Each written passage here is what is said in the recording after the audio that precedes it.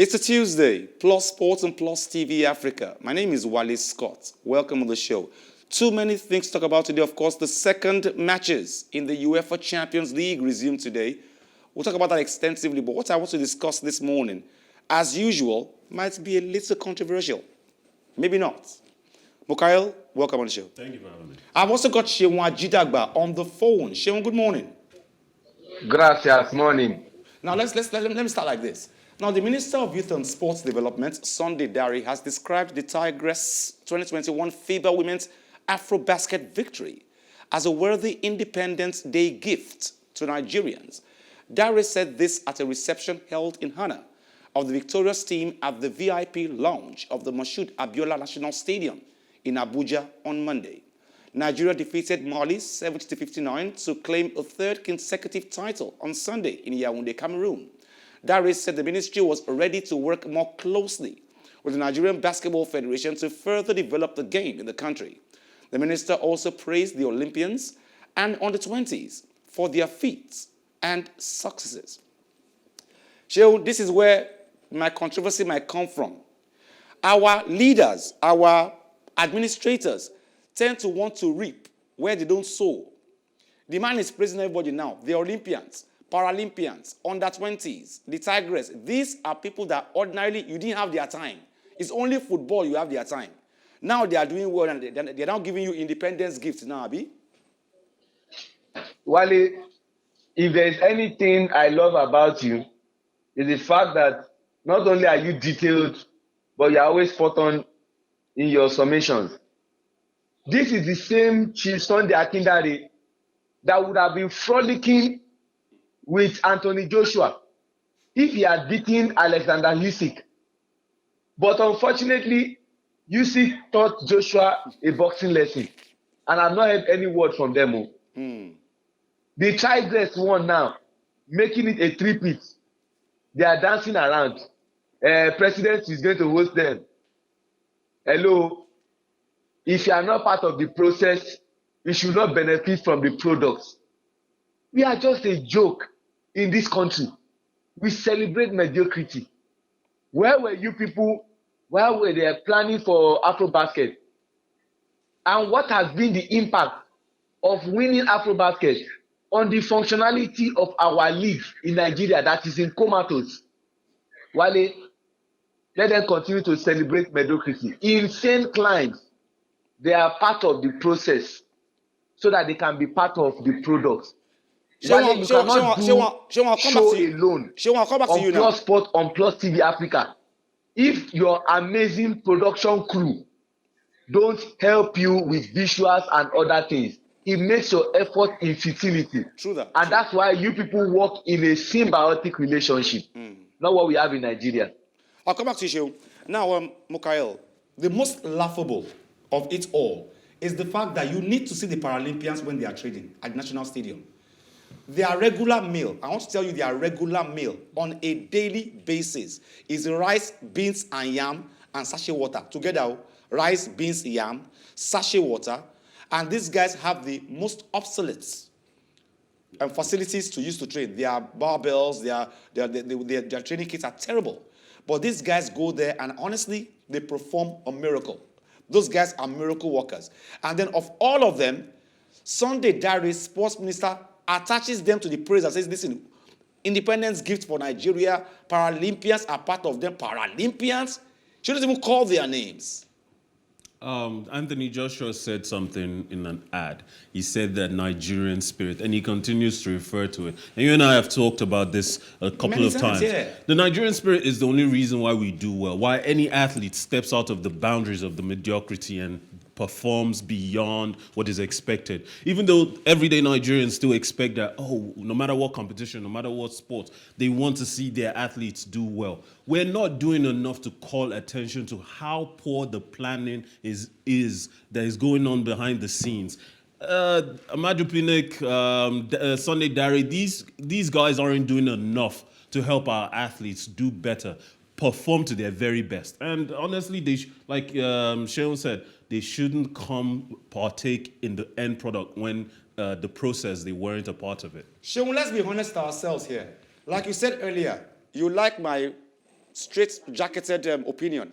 I won't stop doing that. My point is now, there is poverty in the land, no doubt. In saner climes, some sportsmen will say, listen, this money you want to give us, transfer it to our structures, our facilities. Let it get better. But because there's poverty in the land, they would rather collect whatever the government will give them now and lead facilities for the next 4 years, the next Olympics. Who cares? Make I chop first. They're still owing the Tigress. Tigers. Wale, you know how we have been retrogressing. Now, let me shock you with one statement. I'm sure people will hit me hammer on the head. We went to Tokyo 2020 Paralympics game, and let me say it, Wale, we failed. You know why? In Rio 2016, the Paralympic Games, Nigeria finished in 28th position, 8 gold medals, 2 silver medals, and 2 bronze medals. Fast track to 2020, we had 4 gold medals, 1 silver medal, and 5 bronze medals. Yes, they did what the able-bodied could not do. But Wale, if we had administrators who had medullum oblongata and their level of reasoning, their cognitive is working perfectly, they will know that our area of strength, people are already countering us. Powerlifting is one area we always win gold and break world records. Guess what?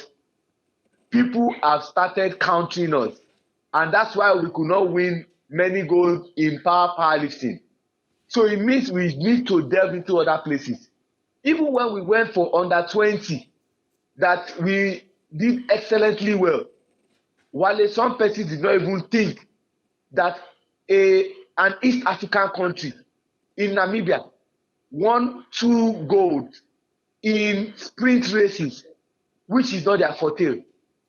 But people are not looking at it. They are only celebrating the peripheral, not looking in depth that things are getting difficult for us. Now, in Rio 2016, we won 8, Abi. In 2020, we won 4. In 2023, in Paris, we might not win up to 4. If some persons don't start doing the right thing, because now we came back from Tokyo, they are setting investigation. The House are meeting on why 10 of our athletes were disbanded, why Chukwueze Bukari was washing his jersey. The insane climb, they started preparing for Paris 2023.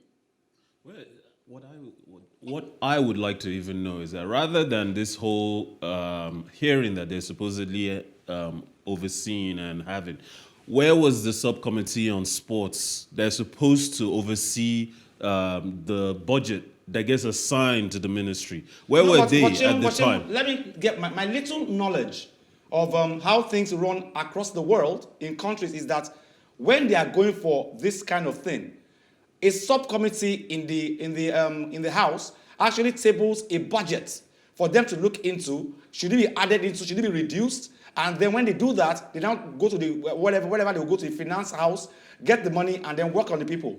That wasn't done. Now they have failed. The House now wants them to come and explain to them why they failed. What did you do before they left in the first place? Wale, there is a musician that sang the song, "Oh Shock One Back On."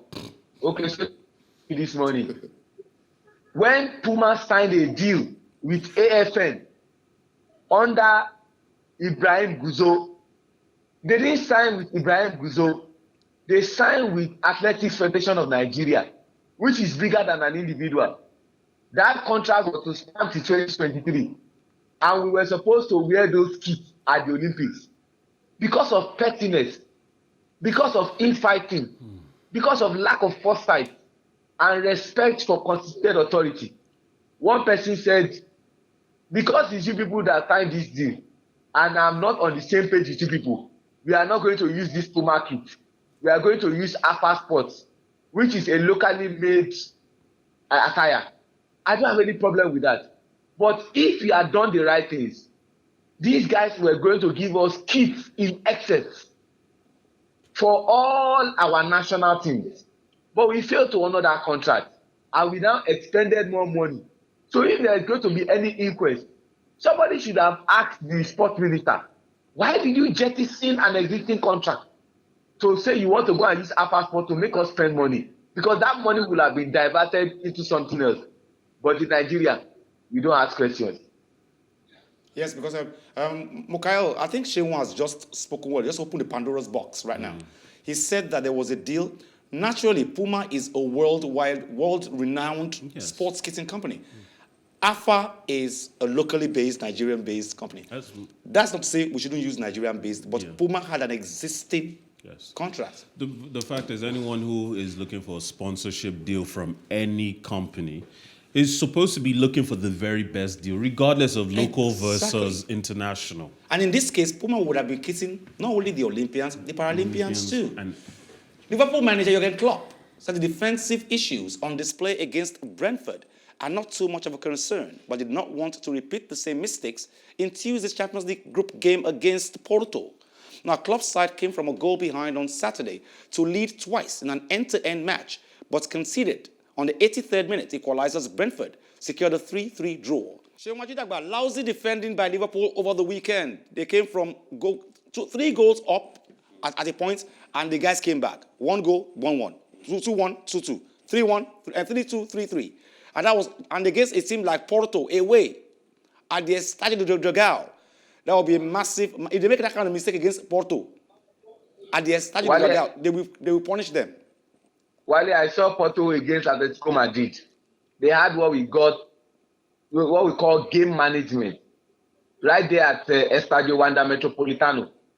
For all the attacking foray that Atletico Madrid brought to them, they were just dogged. And for Liverpool, we saw what happened against AC Milan, that it was a nail-biting victory, a 5-goal thriller, to be frank. Even when we have Virgil van Dijk, Joe Gomez and all the other defenders, it's been tough for them to actually keep that defense watertight. So going to Porto, I know it's going to be difficult, but hey, Wale, if you have Diego Jota, if you have Salah, if you have Mane, and the other guys in the fold, I expect Liverpool to get a result at Estadio do Dragao. But the only big absentee for them is Trent Alexander-Arnold, who is still missing. So I expect them to get a result. I'll come back to you, Mukael, on this one. This is the match everybody's waiting for. And, of course, for many reasons. Lionel Messi's sensational transfer to Paris Saint-Germain was a surprise for everyone. Manchester City manager Pep Guardiola said, adding that he hopes the Argentine plays in Tuesday's Champions League group game between the two rivals. Messi joined Paris Saint-Germain in August when he left Barcelona after the Spanish club, where he had spent his entire career, were unable to finance a new deal for the forward. PSG's potent frontline of Messi, Neymar and Kylian Mbappe poses a major threat to City's defense. Riyad Mahrez scored against PSG in both legs of last season's semi-final victories, but the Algerian winger said there was no guarantee they would win again, predicting a tight game. Guardiola said midfielder Ike Gundogan would return from injury only after next month's international break. Mukael, almighty Paris Saint-Germain against almighty Manchester City. And Pep Guardiola says, Messi is not my problem. I hope he plays on Tuesday. My problem is Neymar and Kylian Mbappe. That's my problem. We're going to watch a truly amazing match, because I don't think we've ever watched a match with these many stars on both sides of the pitch. It will be interesting to see Messi go up against Pep Guardiola, who has never won the competition without Messi in his team. I don't know if Messi will rise to the challenge of finally being the Messi we know from Barcelona, but Kylian Mbappe, Neymar, who have formed a greater partnership over the years in PSG.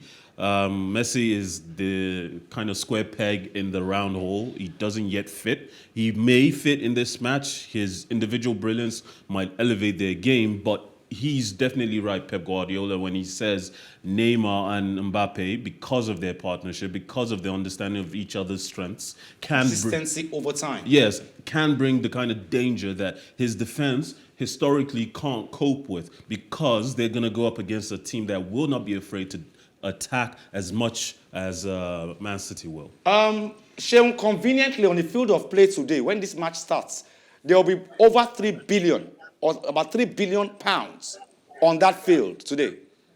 22 players, like 3 billion pounds on that field by the time they are playing. But we're looking at it today. Can the Man City defenders stop the speed and the skill of Neymar, Messi, and Mbappe? Well, Wale is called Kashiko. That is, cash should be on display, like we rightly stated it. Don't forget that last season in the semi-final, it was 2-1 at Parc des Princes and 2-0 at the Etihad. So they beat them 4-1 on aggregate. But it's going to be a different kettle of fish. And I listened carefully to Pep Guardiola, who said he doesn't know how to stop the trio of Mbappe, Neymar, and Messi. Though when those three played in the Champions League on match day 1, they were terrible against Club Brugge. In actual fact, Club Brugge should have beaten them. While for Man City, they went on to beat RB Leipzig by 6-3. It's going to be a very difficult game. Messi has not hit the bullseye. He's ready for this game. And you know, Messi likes to pick the occasion he wants to shine. The last time Messi played against Pep Guardiola was Barcelona against Bayern Munich. And you saw what they did to Bayern. He destroyed Bayern. And he gave Jerome Boateng only communion that made him fall down. So tonight is going to be very difficult for Man City, no doubt. I hope the likes of Ruben Dias, either Emerick Laporte or John Stones, will be able to cope with the attacking trio. The same thing, I hope the likes of Cresswell, Kimpembe, Marquinhos, and Achraf Hakimi can also cope with the Gabriel Jesus, the Raheem Sterling, the Riyad Mahrez, the Bernardo Silva, and Kevin De Bruyne.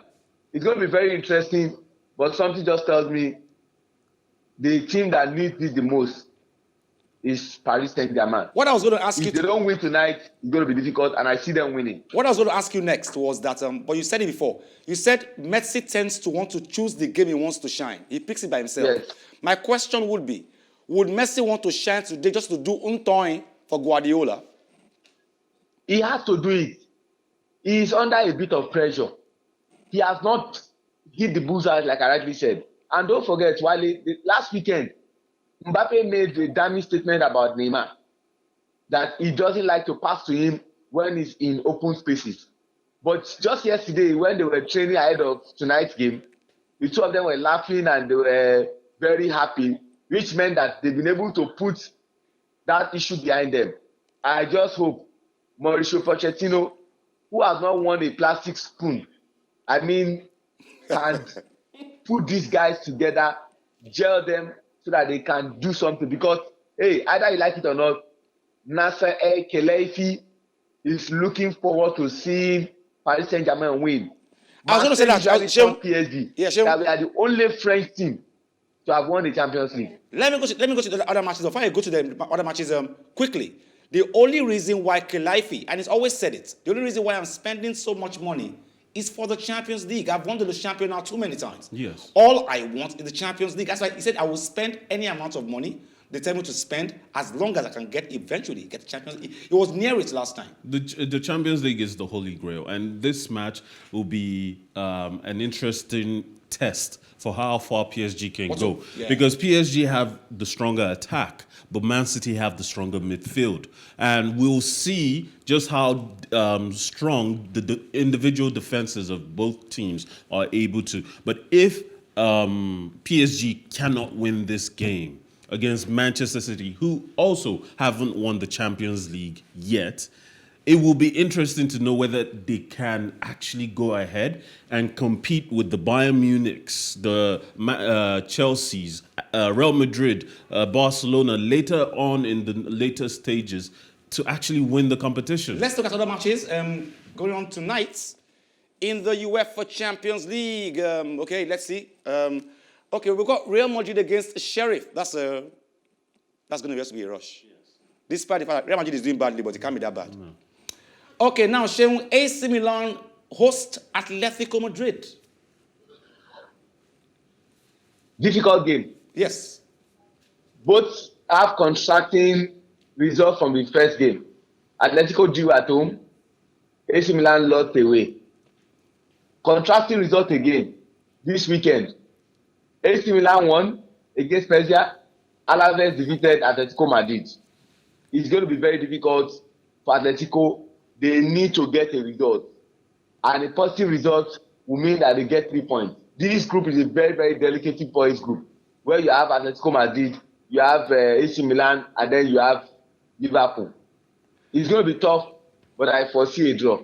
Now, I don't know, for some reasons, German teams always tend to have problems against Portuguese teams. I don't know why. Is Dortmund against Sporting Lisbon? Well, the Germans are, like, as we all often talk about, their system is so mechanical.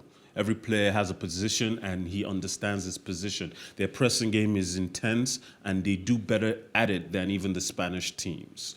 Unfortunately, the Portuguese rely heavily on individual brilliance, just as much as the Brazilians do. So oftentimes when the Germans are trying While to... the Portuguese are playing, you're actually saying that in the course of play, they can actually break the rules. Yes. But the Germans won't break the rules. The Germans play within the box. The Portuguese play completely outside the box. And they're not afraid to play in a more aggressive manner. If you've ever watched their leagues, it's start, stop, because a lot of fouls get committed. Seun Ajidagba, thank you very much for joining us on the show today. Siyabonga. Thank you. Always a pleasure. Thank you. Mukail, thank you very much for joining us on the show today. Always a pleasure. Same time tomorrow. Plus Sports and Plus TV Africa. Join us same time tomorrow, same station. My name is Wally Scott. Like I always advise you at the end of every show, if not for anything, at least for your heart, do some sports.